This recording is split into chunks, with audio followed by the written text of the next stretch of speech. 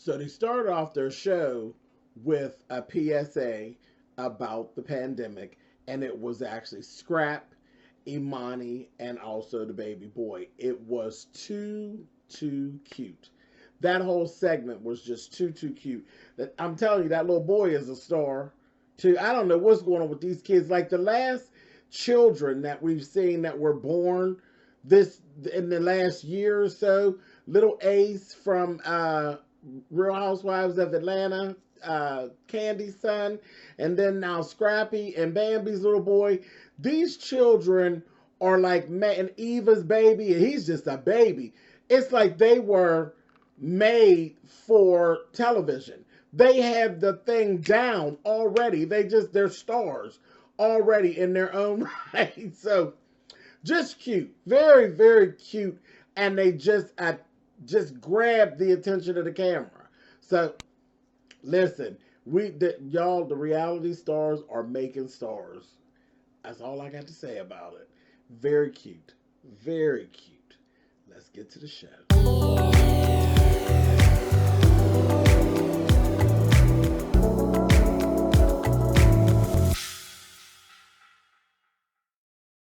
Hey guys, thanks so much for clicking on the video. This is my review for Love and Hip Hop Atlanta. This is season 9, episode 8. As I said, we opened up the show with Scrap and his two little ones. Very cute. We moved right on from all the cuteness and all right into Scrap and Cheyenne. Listen. This is just a whole mess. A whole mess. Something totally different than what we started off with. He just gave her the straight facts. Listen, he done made his choice. Shooter don't want you. He came here with a woman, which is the same woman that he came to the function with. That same woman that came here to talk smack to you again. Now he done sat here and talked smack to you. What part of this ain't you getting? What part is not adding up that you not that girl? I said, oh, he, well, no lies were told though. He just shot it to her straight. Girl, you're not that girl, honey. It is what it is. Stupid Cheyenne says, that's all right now. I'm cool. I'm cool on Shooter. I'm done with it. It is what it is. But for her, it's on sight. No, you're stupid. Duh. You ain't have no issue. The issue's not with her. The issue is really with Shooter. So, stupid. Anyway, moving on, child. I hope Keone beat you up. That's going to be on you. Moving on. So then we see Bambi and Scrappy. She done put together, they went to this whole little medieval little outdoor event thing, and she suckered him right in, and they went down and they did this whole, listen, it went right along with their little storyline. You know how Mama D says that it's all about he's the prince and Bambi's the princess, and they have this castle and all this. So it was all this medieval stuff, and they bust out with the baby announcement, and they got him. They got him. He didn't know what the heck was going on. But he was really happy about it, so she's good. She's good to go because she didn't know how he was going to respond. But I knew Scrappy would be all right with another baby. He's fine. And he was happy. So they're going to be good. Moving on. Then we see Sierra, and Tiffany Fox. They talking their stuff. BK comes in. Quick little blow up. She tells him, give me my keys and get out. It was her house. Like, okay. Give me my keys and get out. And I laughed because we know BK is real petty. So I said, he's just going to go away that easy? Okay, Mr. Beijing. He went on about his business. I was like, all right, girl, you did that. Moving on. Then we seen Kendra. That hair and makeup is horrible choice. The makeup was a horrible choice to go along with the hair. The hair was a horrible choice for Kendra. The color just literally washes her out. It just washes her out. It just is not a good look. I didn't care for it very much at all. But whatever. So this is the first we're really seeing of Kendra. Listen. This is where I don't fault Mona Scott Young at all. I fault you, Kendra, because you put your mother in a position for us to tear her up. Now, I ain't gonna tear your mama up. I'm not. I ain't gonna tear her up. But she looked ridiculous. She looked ridiculous. Your mother was sitting down there with a resting bitch face and a stink eye through this whole thing. She had this spa day that went into her bachelorette party. And Jock's mother rolled in, and Jock's mother looked just, listen. Jock's mother and Jock, and the way Jock's mother acts, well, not her act, because she's fun. She's fun TV. But they remind me of Flavor Flav and his mom. Jock's mother looks just like Jock with a wig on. She looked just like young Jock. I said, oh my God. And she got shit with her. She rolled through the door, seeing Carly's like, oh, I don't like that bitch. I was like, don't come in here with that. Here she come. Don't come in here with that shit. Don't do it, Jock's mama. Don't do it. She come in with the bull crap. I said, oh, here we go. See, it made me immediately think back. I said, this is deja vu whenever I'm with you, honey.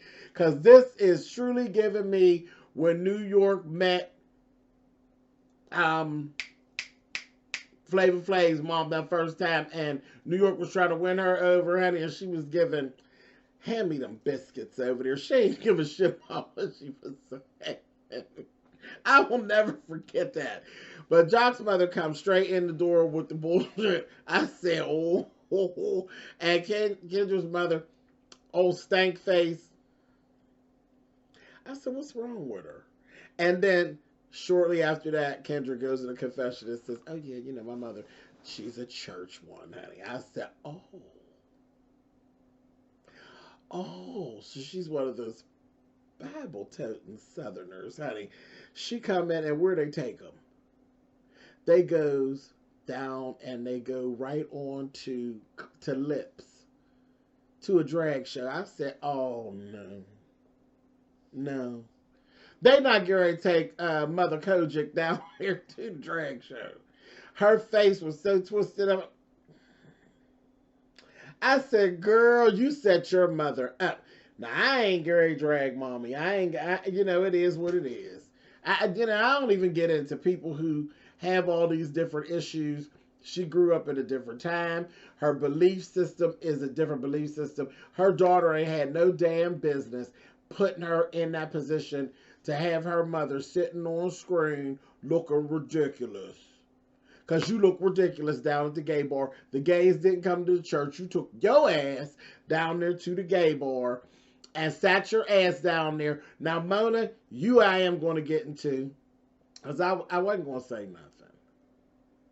I wasn't going to say nothing too much, because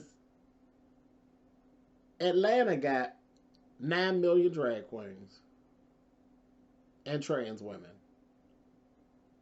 Why we go to Lips? Why did we do that? Why was this all hosted by these Caucasian drag queens? There's 9 million black drag queens down there. 9 million of them. Pageant queens, pageant queen, pageant queen, pageant queen. I can name off 5 pageant queens other than Nicole. Now, Nicole's a bad girl. But we only seen a glimpse of Nicole at the end. Mona, do better. Now, You gonna play in the community, play in the community.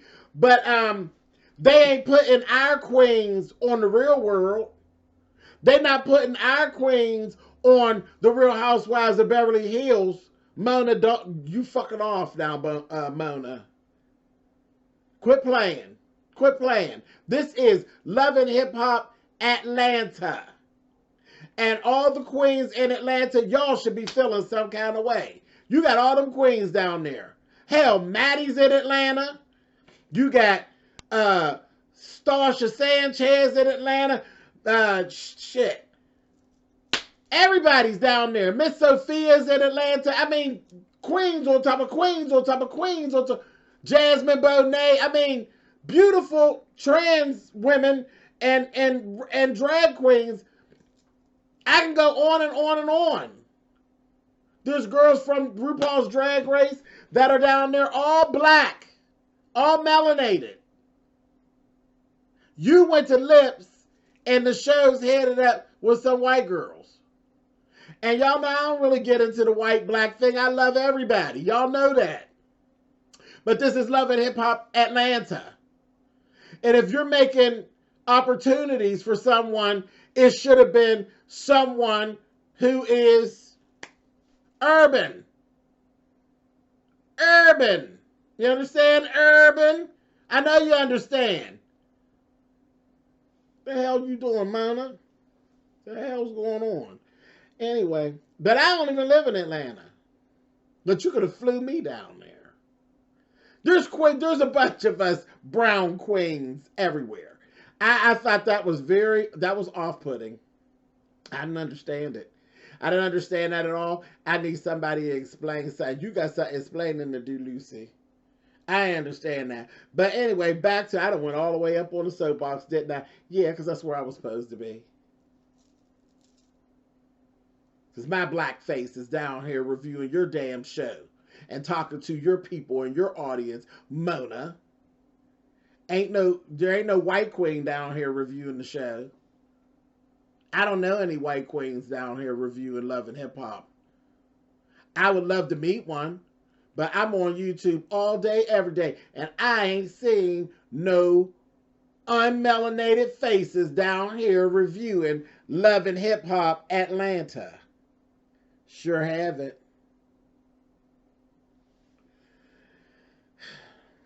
Anyway, out of order, Mona. Out of order. You could have got funky. Any of us. Out of order, sis. Anyway, but Kendra's mother was over there, honey, stink facing. Listen, Jock's mother, baby, they played this going down, and she was giving. I said, Jock's mother make good TV. She is Jock with a wig on, okay? I enjoyed her. I really did. Sitting up there, honey, giving us a Flavor Flav moment. I said, come on through, mama. Anyway, moving on. And I'm sure I know him and Scrap are cousins. It's definitely got to be related on Mama D's side of the family. Because that resemblance and that foolishness and that behavior, they got to be related on that side. Anyway, moving on. Speaking of Mama D. Mama D done went on over there to Bam and Scrap's house. Baby, and CeCe's over there. Now, she got an attitude now. Mama D showed she was sharp. Had her little boots on and her little stuff, hair all done up. I said, come on through, Mama. She come in there. Now, there's some stuff that's going on. She did apologize in Mama D fashion to CeCe. She told her, I am so sorry.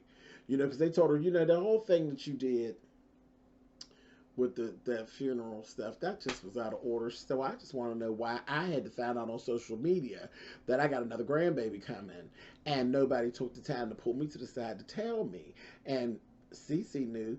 That ain't the whole thing. You knew what you did, Mama D. You cut up last time, and it was what it was. They ain't been speaking to your ass. So that's what happened, and you know it. Now, here. She turned around there and told CeCe, I am so sorry. I really am. I'm sorry for doing that living eulogy and all of that stuff on you.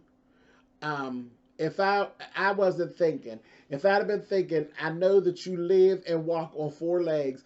I would have taken you to a pet cemetery. I said, oh.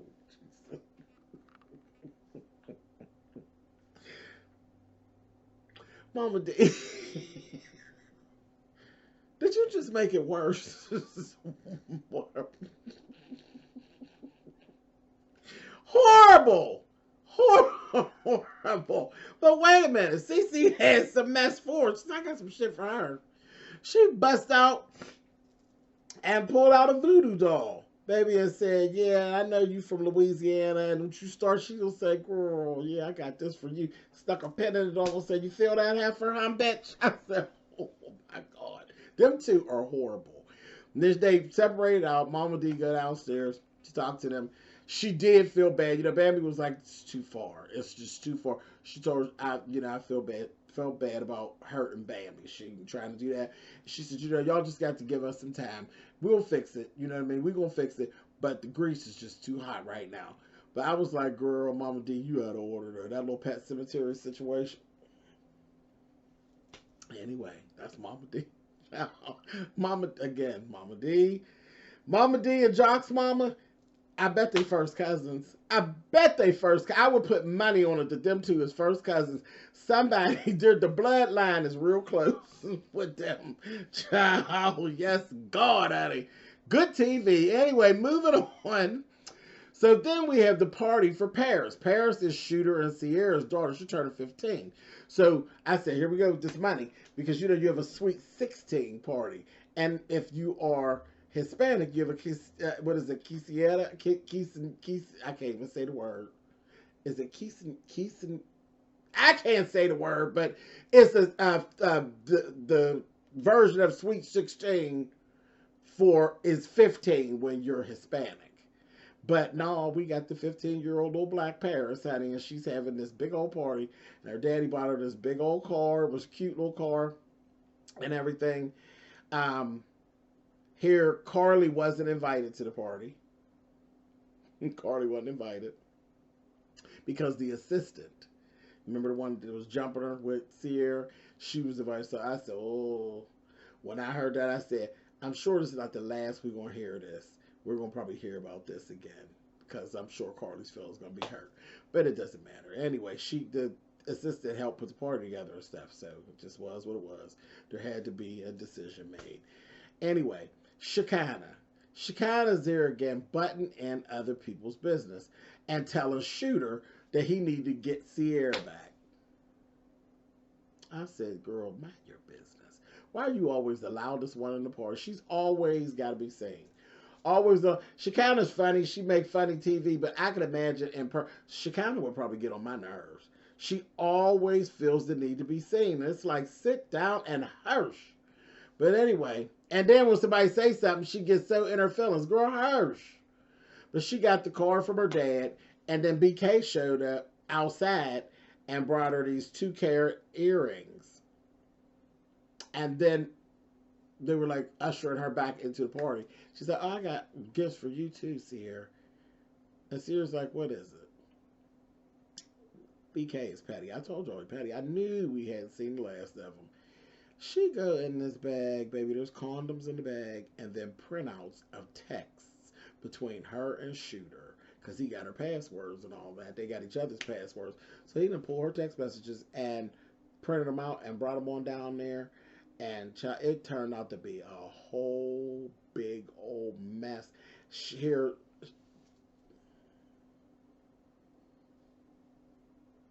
Sierra busted, trying to get Shooter to come over there and bang her box out real quick. I said that before. Shooter must got some good Peter, because I just don't get it. But anyway, in the midst of all this, this is where things went left, and it was out of order. Shekinah is mouthing off at BK. She all loud, all loud. Now, if Sierra ain't doing all that, why is she doing all that? Then Tokyo comes out, and Tokyo done ran up on him. I said, I'm not okay. I'm not going to say I'm not okay with it. I'm not. Because what you did, was ran your butt up there. And Tokyo, darling, no shade, sis, but you are bigger than you're bigger than BK and you're taller than BK. You ran down on him like he was like you was another man. You rolled right up on him like a Tonka truck. And carrying on, and then you threw your purse at him. He threw it back. He threw the purse back, and they all went to screaming, "You a man! You're a man!" Y'all knew he was a man when y'all rolled up on him, and y'all ain't had no business having big old Tonka truck Tokyo roll up on him like she was going busting down and throw that purse at him. Now, he just threw the purse back, but I think he accidentally hit one of the girls. He wasn't aiming to hit him, but he's still a punk. Now, he's still a punk because he just always got to be seen too, which gets on my nerves. Him and she kind of need their ass whooped. But don't run up on these men, and then when they react, start that I'm a woman. You all were out of order. Shekinah was out of order, and so was Tokyo. Tokyo was really out of order because she rolled up on him, like she was going to handle him. And you hit him. You hit him, Tokyo. You don't sit your big ass down somewhere. If he'd have bammed you, you'd have been falling out trying to sue. A mess. So that wasn't cool. But it was funny. When he threw that purse back, I said, "You just throw that purse back?" Like, oh, BK. I knew that wasn't going to look good. And the girl, you heard somebody saying, "He hit me in my head with that purse." Stop being so damn nabby, bitch. You down there in the midst of the confusion. And they got hit with the purse. Lord have mercy. Anyway, loving hip hop. Atlanta child never disappoints. Never disappoints. I'll talk to y'all next week.